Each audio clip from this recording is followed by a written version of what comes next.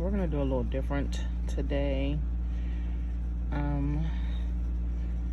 I've had a long day. I'm sure everyone has, and I just didn't want to take the time to get presentable.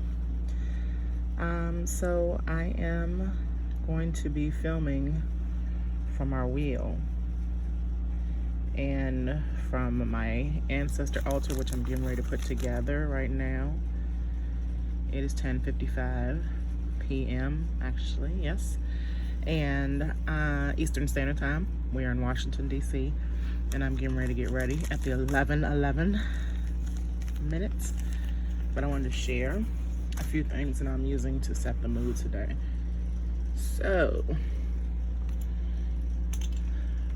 first I have frankincense and myrrh incense in cone form. Full moon incense, because it is the Aquarius full moon today. I have bay leaves, which always bring great luck, and I dress my candles in them. Here's my candle. Oops. Y'all will get the raw image today. Put my double luck oil on my plain white candle. And I'm gonna set it in the middle of my stones right there on my altar. Of course, the moon incense. Of course, I have sage for clearing the space, white sage, clearing and cleansing the space, taking away negative energy, and my Palo Santos, which I'm gonna continue to burn. Both of them I just burn a little bit just to give positive energy, bring positivity in. And we're also going to use good fortune incense, because we're speaking on new things. A lot of new things come out of the Aquarius full moon. I also have mullein, which I'm going to be wrapping in some good ganja. I wanted to share this with you because I have to go to work in the morning. I'm not going to be using this, but this is called Lavender Dream, I believe. Shout out to Metro Herb Shack. They gave me all these wonderful yummies, wonderful good things. This is supposed to open your third eye and give you lucid dreams. So I'm going to do that on a non-working night, and I will let you know. Possibly I'll do this on 8/8 Lionsgate on Friday. Normally I do my astrology points on a Sunday, but today is Monday and I want to do it on a full moon, and Friday is 8/8 for the Lionsgate portal, which is manifestation day, and I feel like I need to take advantage of that. So this week will be on Monday and Friday. Friday you'll be back to seeing my beautiful face and then we'll go right back into everything on Sunday. So this is episode 15. We're getting ready to get started in about 13 minutes. Talk to you soon. 11 on August the 3rd, we are going to get started. It is the full moon in Aquarius. Shout out to, this is called the Astro-charts.com chart of the moment, so I can get this in real time for the East Coast. Okay, so welcome to Addicted to Astrology. This is episode 15. We are doing this episode a little bit different. As you can see, you will not be seeing my face this evening, but let's get started because it's still a big day. So the title of this episode is called Everything That Seems Unreal Is Real, while everything that appears real is fake AF. So let's just talk about this altar really quick before I get into everything. Again, this is the moon and attracting money incense, as well as down here we have frankincense and the full moon incense in cone version. This is my diffuser, which I have clove coming out, smelling so good, and lemongrass. And I'm thinking this was white, but I guess not. Oh, that takes off the light. Anyway, white is the color for Monday. Monday is for the moon. As you can see, I can change the color on the diffuser. We're gonna go with that. And so we've chosen the light blue. It looks even darker on camera, but it's supposed to be white, y'all. All right, this is my love candle. This is my chakra bracelet I put on every day when I'm out, and I leave it here on the altar. And it tells me to keep fucking going. So that's what I would do. It has tiger eyes, which is one of my favorite right there, the brown one. And all the others is draped mostly around in rose quartz. I have other stones here, and I meant to go to the Botanica today, but I didn't get to make it. So here we have amethyst. There's a tiger eye stone right there. This is a rose quartz. This is, I'm not sure what that little piece is right there. That's a clear quartz for clarity. Of course, that's my scorpion pendant, or I'm not sure what you would call that, but that's my scorpion. And then right here we have pyrite. This is good for radiation, to keep radiation away. And that is it. And I have it circled around my candle that has the bay leaves around it. And I forgot to mention, this is everything sand. So all kinds of manifestation in this sand. I drape this in my good luck oil, put it on the tall candle that stands in the middle, as well as the one that I call my death candle, only because there's a lot of things we need to give death to, not people specifically, but just old things, which we're going to talk about. Because the Aquarius new moon has to do with, the Aquarius full moon has to do with new things coming in. There's a sage stick, and under it is the all the way burnt Palo Santo stick. I have a mirror here. Ooh, I can see my naked body. So I have a mirror here, and I'm supposed to be reflecting light, and that is my life path number 5 and my favorite color. Of course, I have the salt rock back there.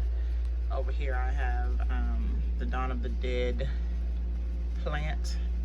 All the things I use are back and behind it, as well as this is the final jar of Capricorn. I believe this is Capricorn full moon, right? That was our last full moon, the Capricorn moon. I am a Capricorn moon. We're going to talk a lot about Capricorn moons today too. So that is my altar. I also have a few coins over here, because coins are in shortage right now, if you haven't heard. So it's good to keep coins. And then these are Chuck E. Cheese tokens, because I want that Chuck E. Cheese kind of money. All right, so that is my altar. And let's begin with the astrology messages, interpretations for the week. Let's let the candle be our focus point. Testing, testing, 1, 2, 3. Okay, perfect.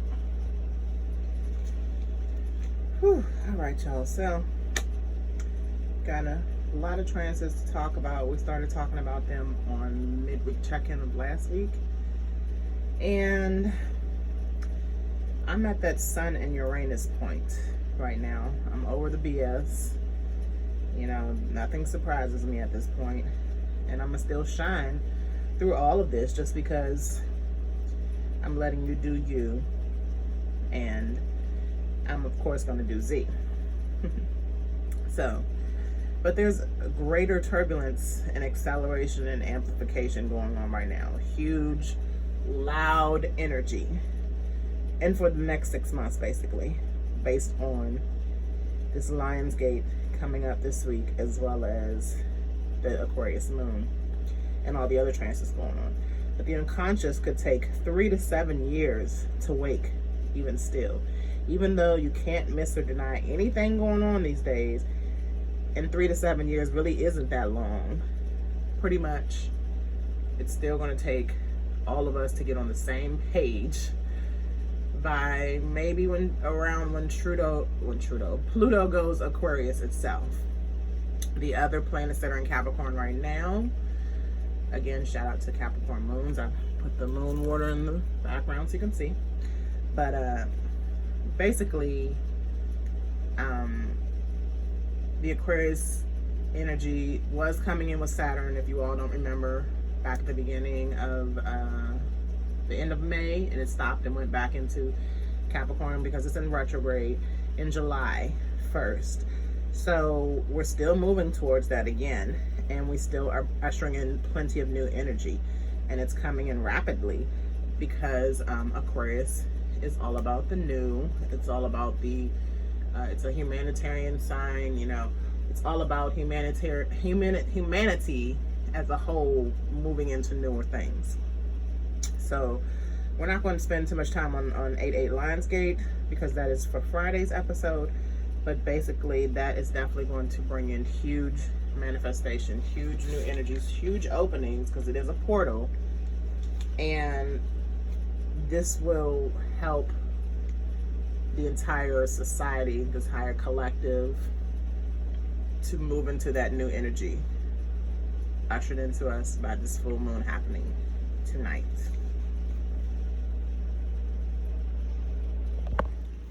So the good thing about tonight is that we get to really work with the chart to help a lot of people understand. So here's Aquarius. This is a really easy chart too. These in the middle are the houses. These are all the transits that I will discuss. So basically, let's start at the Aquarius and moon. It's at between 11 and 12 degrees, and it is opposing. So that's this line straight from the moon to the sun. The sun is in Leo. These are opposite signs, Aquarius and Leo, and they both are at 11 degrees opposing, which could bring a lot of creative, childlike energy. Leo being the childlike energy, the leading energy. Aquarius being, again, that wise old energy, however, appreciates the newness. And this transit will create like some creative energies on using both characteristics that Aquarius and Leos have. Just to point out, of course, Aquarius comes after Capricorn. Here are the planets that are in Capricorn. This one here is Saturn. This one here is Jupiter. And this one here, I'm sorry, this is Pluto and this is Jupiter. Let's double check. I'm really bad with these symbols sometimes. All right. Okay, so Jupiter is the 4. Jupiter is the 4. Saturn looks like a 5 almost. And Pluto looks like a person with their hands up. All right, so going back up. Jupiter.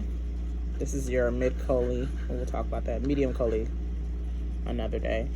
But this is Jupiter, Pluto, Saturn. And we'll talk about the transits that are happening between the moon and these planets in a second. Also, let me point out the planets in Aries. Here's Mars. And Mars is doing a lot. As you can see, there's a lot. And the red ones are squares. There's a whole lot of squares going on. Squares are conflict. Here's Chiron in Aries, the wounded healer. Here's Neptune in Pisces. Here's Uranus in Taurus. So when I'm talking about all these things, you can clearly see this is a lot going on today. This is the North Node. Let me move this up. This is the North Node. They don't have the South Node. The South Node is in Sagittarius, so it's kind of supposed to be like right, opposing like the moon and the sun would. And this is Venus. They both are in Gemini. The North Node just came into Gemini from being in Cancer. And the South Node, of course, was in Capricorn. And here's the sun in Leo. So there's nothing going on with Virgo, Libra, Scorpio, Sagittarius. Going really quick with the houses. That 12th house is affecting Neptune, especially. I know you heard me talk about the 12th house a lot. This is where Neptune is at home. So this is extra strong right now.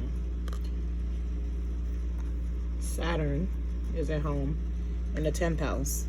10th house, Saturn, Capricorn, all. Saturn rules, I'm pointing at Pluto. Saturn rules all Capricorn and 10th house. So it is right at the 10th house. This is the line for the 10th house.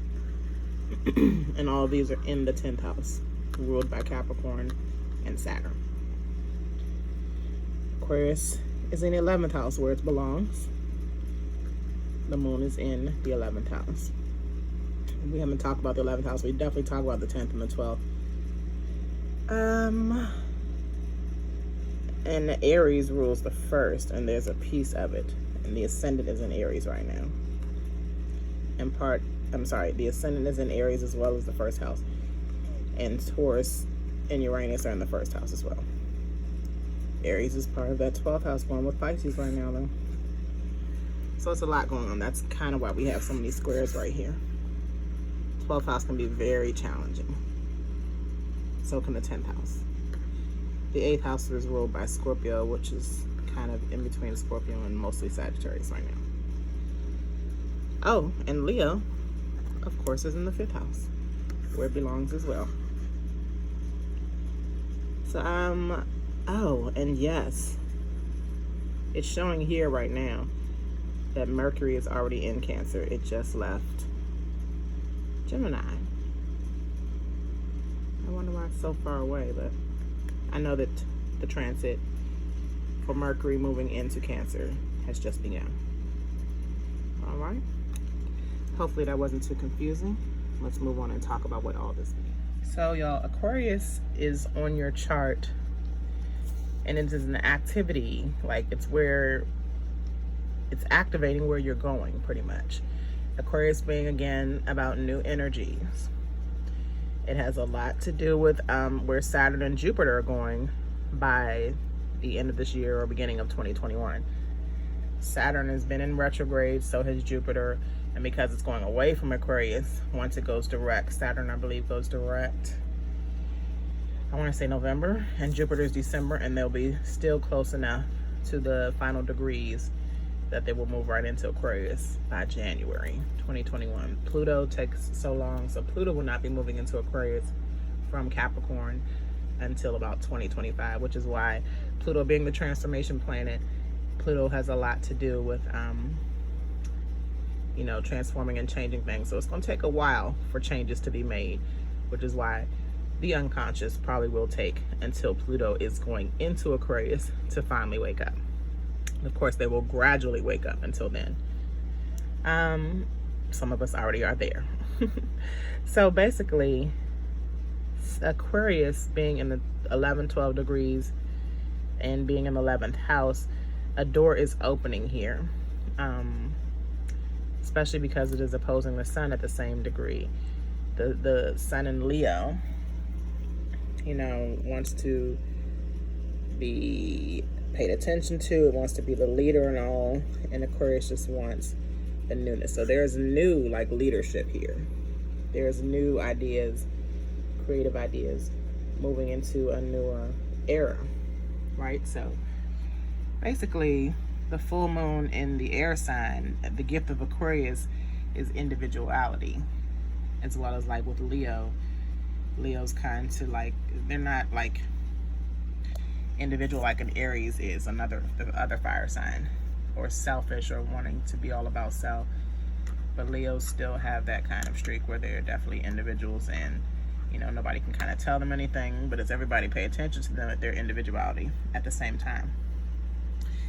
So solar being the sun, your solar plexus chakra, solar plexus energy definitely will be affected, and it would be good to heal those and pay attention to that chakra right now. There also are beneficial disruptions that will be happening with this full moon. And if you understand that things are going to be a challenge, but that is all because we're moving into new normals and opening up to newer narratives and newer ideas and newer placements, things will move fine with you. The sun, moon, and Uranus. So we're going back to the chart really quick. And this doesn't really show the degrees because it doesn't have numbers on it too much. But Uranus is also, in Taurus, is also squaring the sun and the moon. So here we go with the red line right here. Squaring to the sun, as well as the red line squaring to the moon right there. Okay, so that is a square, that is a conflict. Now, the sun and moon and Uranus are all around that 11 and 12 degree mark. They're squaring. They're all fixed signs. Aquarius is a fixed sign. Leo is a fixed sign. Taurus is a fixed sign. Of course, my sign Scorpio is a fixed sign. So they all are kind of resisting this change because they need security. Okay, the full moon is clearing it's cleaning the slate, or it's clearing the slate, and growth is needed. So the Aquarius moon is bringing in this inner security that these fixed signs like myself need.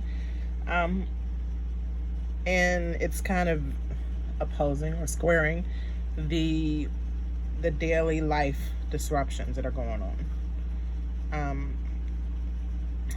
There's, as we noticed, there's like daily life disruptions, there's hourly life disruptions in 2020. And this square, basically, because squares are, tough things to go through, conflicts, but they always or usually can bring some kind of resolution in some kind of way.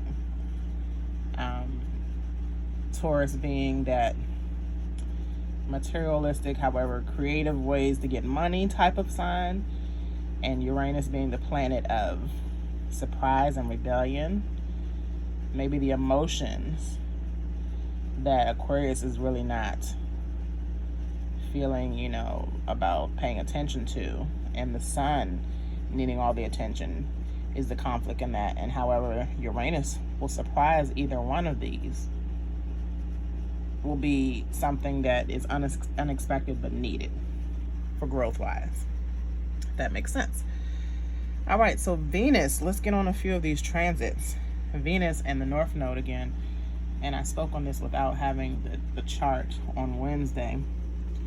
So down here, Venus and the North Node, you see how like Venus is kind of getting close and walking over to the North Node to ask, like how we're going to handle this. They're both in Gemini. Venus is actually going to move into Cancer soon. So she's going to walk past the North Node, but while she's on her way, Venus is asking the North Node, what can I do to assist in this destiny challenge, in this way we're going. So they are conjuncting each other, which is this line. And pretty much with this Venus conjuncting the North Node, this will bring the new narratives. Gemini represents communication, and these new narratives will be a way to show us the way to these open new roads and new energies. I wanted to have an open roads candle burning tonight, but I think I'm going to get that for the Lionsgate, because that is a good candle for portals and manifestation. And I just didn't get to the Botanica today, but I will definitely have that and my face on Friday. So look forward to that. I don't know if you've ever seen an open rose candle. I do have open rose incense, but the candle is just so much nice. So again, obviously things will take time, but the pressure or the intensity of these planets, especially in Capricorn. So going back again to Saturn, Pluto, and Jupiter here, you see how many transits and how many things are geared into this, what we call the lineup on Wednesday. And this lineup here in Aries, almost everything is coming at Mars in Aries right now. Not Chiron so much, but definitely Mars in Aries. So let's talk a little bit about those transits. So basically, another star in the sky, Sirius, which is a fixed star as well, and it is the brightest star actually in the sky. It's brighter, like almost, I think, 20 something degrees brighter, or 26, I think it's 26 times brighter than the actual sun, and it is twice the size of the sun itself too. So Sirius has a lot to do and lining up with the sun and the earth, and it has a lot to do with 8/8 Lionsgate as well. But I'm gonna save that part. Just wanted to throw that in. But basically, when we're talking about transits, like for example, those of you who have Capricorn moons like me,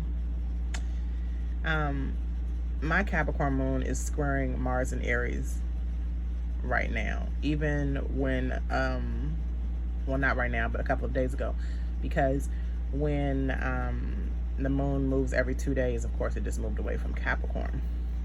So my Mars is in Leo, and that's what is opposing on my chart specifically, the Aquarius moon right now. So basically, with my Capricorn moon a few days ago squaring Mars in Aries,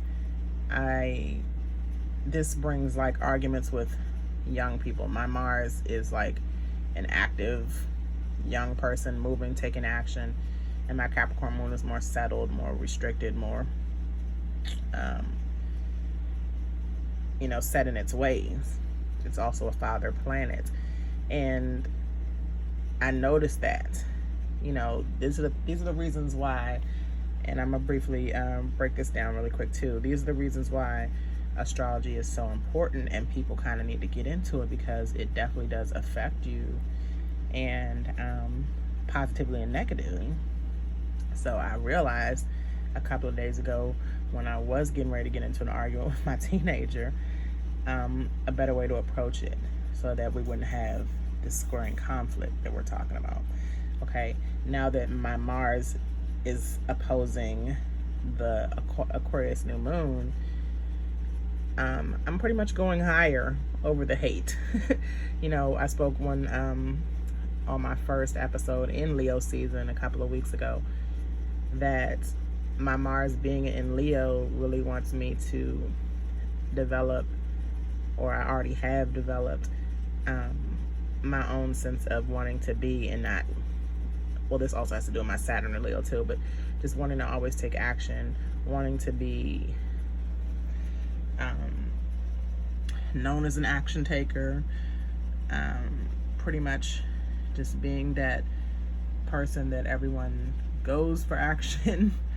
And I'm rising above the hate opposing like the Aquarius moon, because not really that the Aquarius moon brings any hate, but the emotions, the emotionalist sign of Aqua, they kind of are not concerned with any emotions.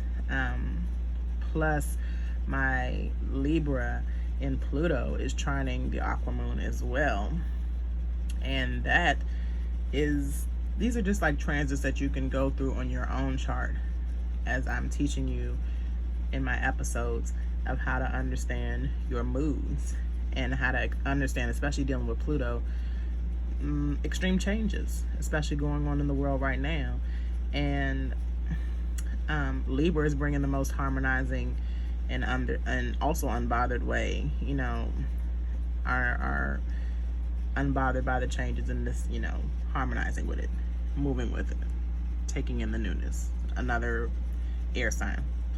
So my Scorpio sun is also trining with, and I'm not going to show you this because this is not my chart specifically, but my Scorpio sun is trining. This is the current chart. My Scorpio sun is trining with the Mercury in Cancer that just moved into Cancer. Okay, it's actually moved into Cancer today on the 4th, because we're almost at the 4th. We're 12 minutes away. So my thoughts on this are just getting clarity on my ideas, or it's a good time to make decisions, because Cancer and Scorpios are both water signs, and they both are very compatible. I'm definitely a decision-making type of person with the Libra rising that I have. I can be indecisive sometimes, but now it's like a good time, and I do feel confident. If you notice, I also have a box in the background because I'm planning on moving. So I'm definitely confident, even though I have not found the perfect place, that it will be coming. And this is hard for a Libra to make decisions. I'm not a Libra, but I'm a Libra rising, so I'm definitely like a Libra. I have lots of Libra characteristics. But I'm basically just going to stay focused. I haven't lit my spliff yet, but I'm drinking this yummy peach margarita, enjoying my vacation a little bit away from my children. They are all with family, and we'll be back this Friday so we can all manifest on this Lionsgate portal. 8/8, and our cousin Caleb, shout out to cousin Caleb, will be turning 20 on 8/8. All right, so I have one knowledge update. Something I've recently learned, and I'm gonna start doing knowledge updates too, because this was something I've been talking about for a while, and I could not get the answer on until, shout out to D-Lo, one of my favorites. He spoke on this recently on his YouTube channel about how the houses move. I did not know how the houses move. I know that the moon moves every 2.5 days. I know that Pluto takes 14 years. I know Mercury moves pretty fast, one of the fastest planets. So how did the houses move? The houses actually move every 24 hours. That is why it's important to know your exact time, because even though the houses are a lot to understand, they really develop a better understanding of yourself as well. Shout out to the person who I did their birth chart this past week, who had an 8th house stellium, and I love 8th house stelliums. Of course, 8th house represents Scorpio. I don't have an 8th house stellium, but I have 8th house in Lilith, which is the exalted part of Lilith. I love having that 8th house, even though it freaks a lot of people out. The 8th house freaks a lot of people out. But anyway, so the houses move every 24 hours. The moon houses, the moon, of course, affects the houses. The sun and the houses, again, are the little numbers. Sometimes they're on the outskirts, sometimes they're in the middle. So these numbers. Yeah. They transition times for the houses, other than the 24 hours, are actually moved by the sun and the moon. So the sun moves a house every 2 hours, and the moon moves 6 houses an hour. So every 2 hours it takes a full 360. And that's how the seconds are calculated next to the degrees on a chart. So again, this chart has no numbers, but if you've gotten a birth chart done before by me or whoever, on the, not on the wheel, but on the actual box chart, there will be, that's my notes, there will be pretty much your chart number, the planet it's in, or the sign it's in, as well as numbers next to it, which are the degrees and the seconds. So the seconds are very important to count the degrees as well as how the houses are moving. All right, and let me touch on this again really quick, and I'm not going to take too long because I want to save some.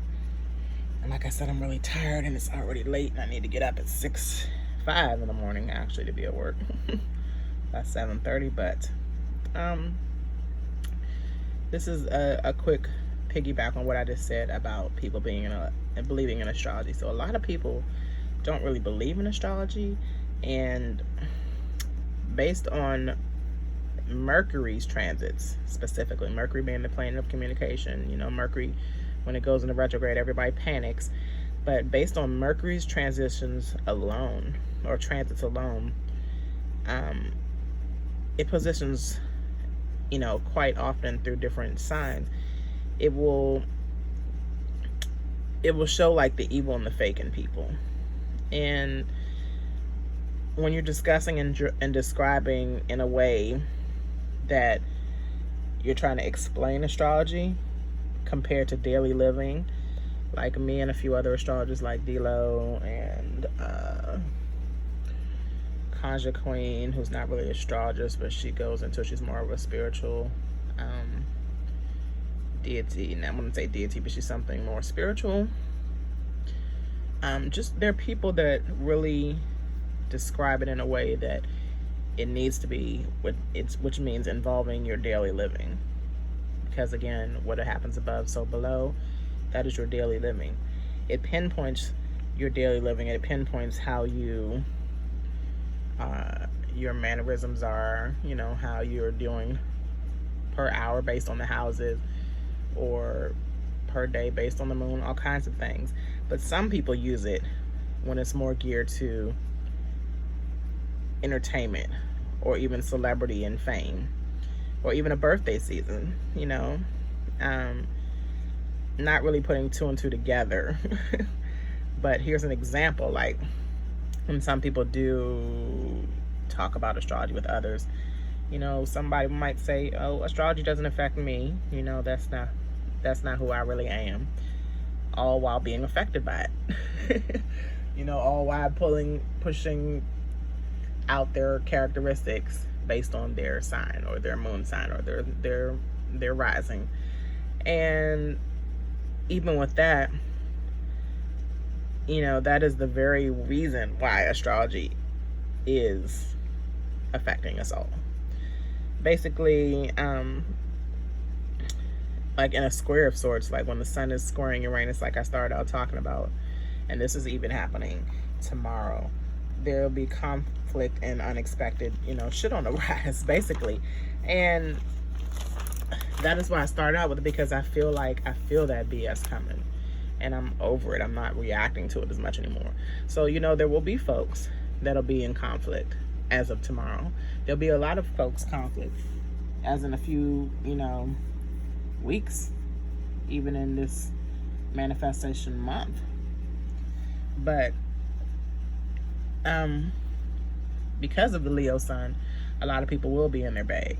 You know, a lot of people will be on their high horse, and there'll be a lot of people not believing in astrology or believing in anything, especially the things that we know that are going on with the conscious folks on earth versus the unconscious folks. So when you are not believing in astrology, but when something happens, you run to it like, you know, please tell me what's going on with me. It's a reason that I'm attempting to do what I do right now. It is a reason why I'm trying to communicate on higher levels, stay positive, only bring out the negative when I just want to bring explanations and acknowledgement. But I want to bring out higher vibrations and manifestations. And whether you choose to listen to it or not, just always stay positive, if anything. All right, let's see if we can go. Leave the candle in the eyesight while I quickly go over a few important transits. So one is the moon in Aquarius conjuncting Jupiter in Capricorn.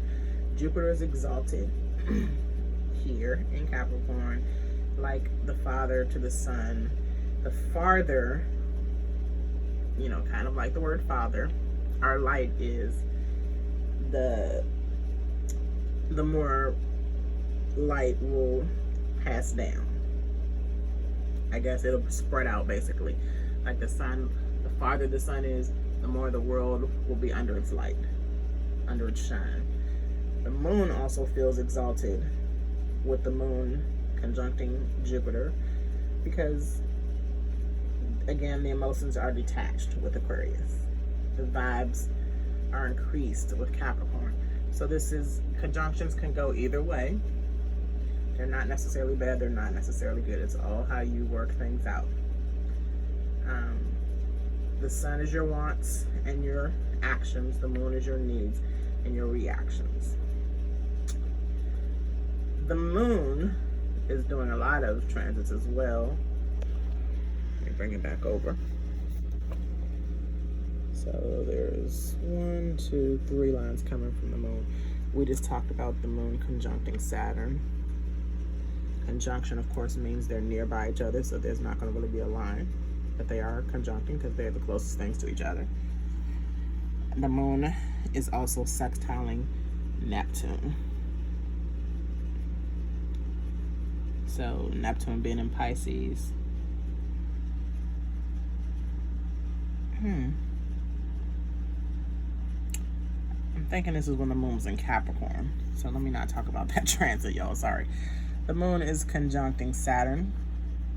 All the Capricorns, basically, because they're all the closest planets to the moon.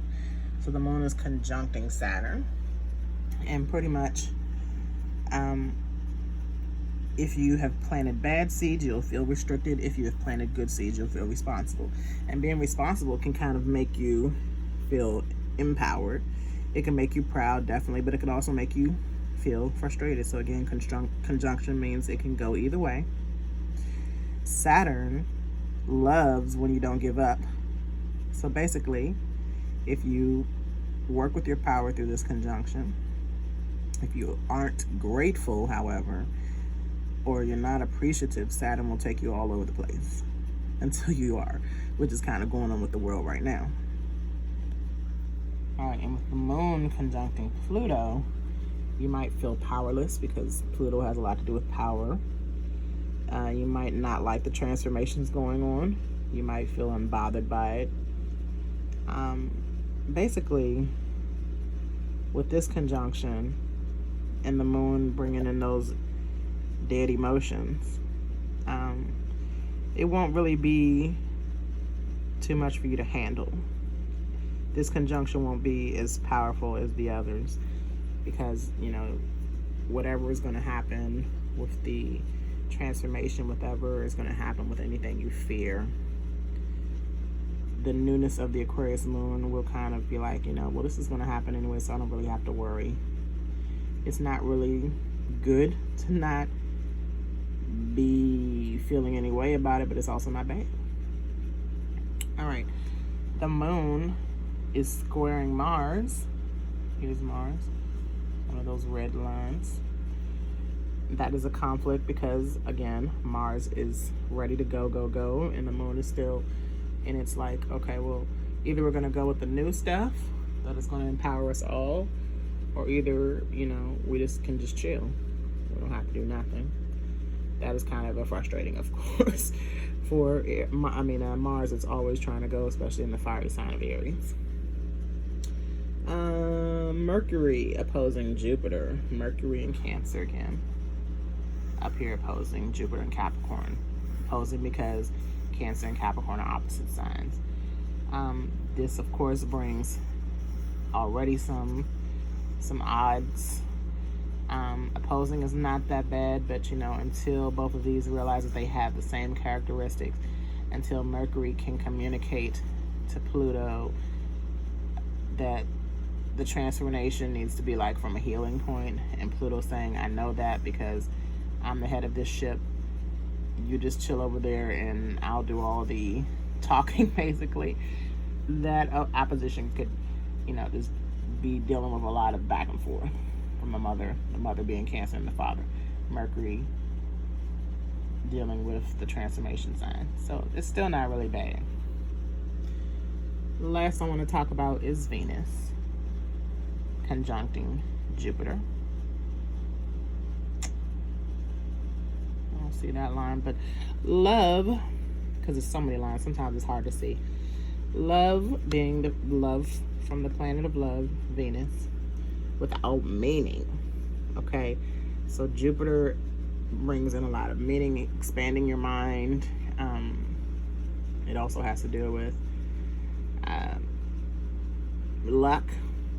So a lot of people, especially in this day and time right now, are kind of in love with certain celebrities, certain fantasies, certain relationships that might not be fitting for them, insisting on, you know, something abundantly good coming out of it.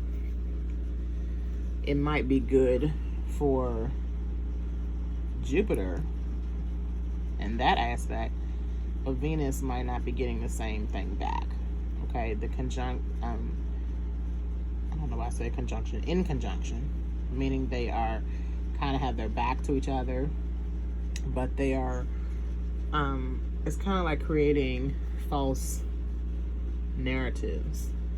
One example I won't, but I will use is about how many people care about celebrities and people that they've never met before, and these celebrities are people that people are like protesting about, arguing over, are not really with good reasoning, not with true meaning. So, for example, how people love a certain female artist from Houston, and she has no idea who they are, but she's getting all the luck and love. They're not, if that makes sense. So just kind of pay attention to the energy you give, to the love you give. There's so many other things you can give love to, especially to your destiny. Especially to your destiny. The North Node. All right, so because all of this was basically just to get us aware of the full moon, another thing I want to add before I leave you all for the evening or the morning is that how to make moon water, and I'm going to post up a little meme that I found. But again, this is my Capricorn moon water. I make like 5 or 6 jars at a time, and I put them in the diffuser. I drink the water because all it is spring water. In a glass jar, you put plastic over it so the moon can shine in it, or the candlelight. So take a look at the moon water meme I have. Have a wonderful day. You can do the moon, full moon, up until Wednesday. So you can put your water out tonight. You can put your water out tomorrow. Wednesday will probably be into the Pisces moon, but the energy is felt for 3 days before and 3 days after. So if you haven't put your moon water out, if you haven't put your spring water, your purified water, your alkaline water in a glass jar with plastic covering so that the moon can shine through it, please try it. Drink it in. It's perfect for cleansing.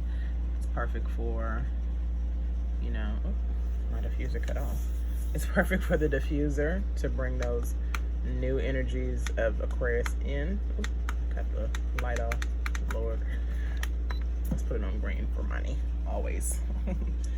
So it's good for that. That is actually moon water coming out from the Capricorn moon, and it's good just for your space, especially if you have an altar. All right, so again, sorry I couldn't join you all face to face this evening, but hopefully you enjoyed kind of working with the chart tonight, working with the wheel, knowing how to set up an altar, knowing how to dress the candles, the different stones we discussed, the different incense, the moon water. I kind of have the mirror, and I really kind of want to reflect it to keep sliding down to the light, especially in Leo season. And my yellow fire. And my death candle back there. Death to all the unconscious, not people, but just the unconscious mindsets. And give love, especially to your destiny. Always balance your chakras. Shout out to my Scorpios and other fixed signs.